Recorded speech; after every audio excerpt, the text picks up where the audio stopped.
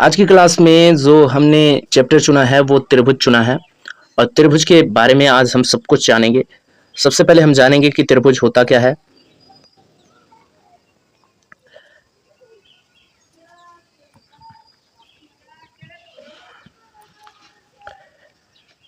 त्रिभुज की परिभाषा अगर बात करें तो परिभाषा क्या होती है? तीन भुजा वाली एक बंद आकृति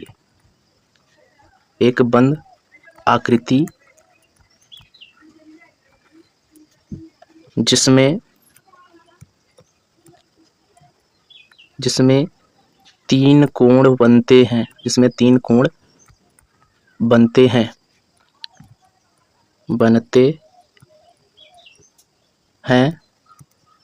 त्रिभुज कहलाती है।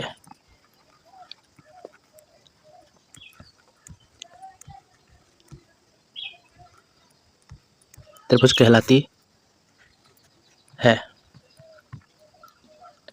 तो यहाँ पर आप देख सकते हैं कि ये एक भुजा है और एक भुजा ये है और ये एक भुजा ये है। तीनों बंद बना रहे हैं, एक बंद आकृति बना रहे हैं मिलके। और यहाँ पर देखो तीन कोण भी बन रहे हैं इस तरीके से ABC। तो ये क्या है? एक त्रिभुज है। त्रिभुज के और भी गुण क्या होते हैं देखो। पहला चीज की भुजा जो होती है इसमें तीन होती है, भुजा तीन होती है। कोण भी कितने होते हैं? कोण भी तीन होते हैं। और शीर्ष की बात करें तो शीर्ष भी इसमें तीन होते हैं। अच्छा, यहाँ पर भुजा क्या है? भुजा को हम किस तरह से लिख सकते हैं? देखो भुजा कौन कौन सी है ये लिख सकते हैं। भुजा एक है AB कामा करके, दूसरी भुजा BC लिख सकते हैं, तीसरी भुजा क्या लिख सकते हैं? AC या फिर CA भी लिख सकते हैं। ये तीन भुजा हैं। अब कोण की बात करें तो कोण किस तरह से लिख सकते हैं?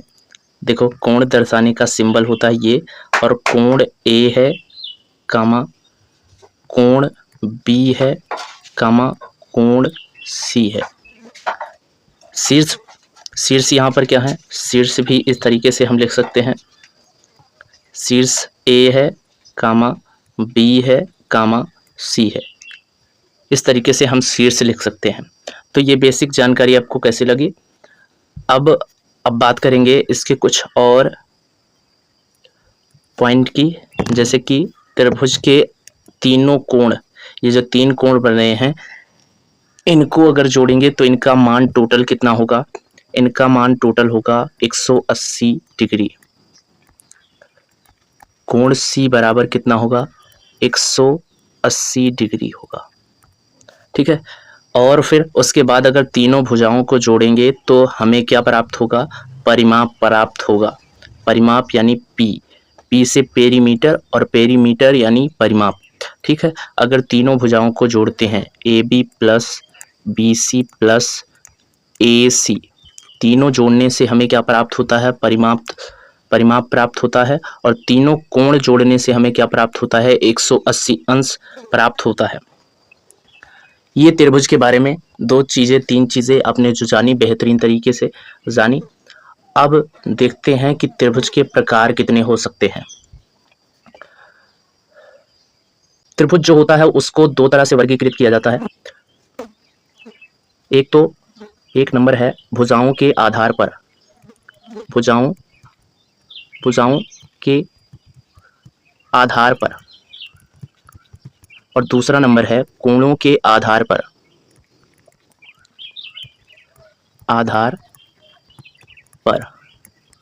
दो आधार पर इसे क्या किया गया है? वर्गीकृत किया गया है या विभाजित किया गया है। भुजाओं के आधार पर, कोणों के आधार पर। तो अगर हम पहले बात करें भुजाओं के आधार पर, तो भुजाओं के आधार पर ये तीन प्रकार के होते हैं। भुजाओं के आधार पर त्रिभुज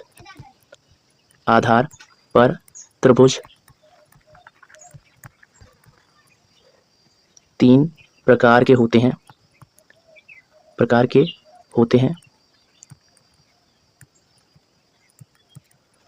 और कोणों के आधार पर भी ये 3 प्रकार के होते हैं।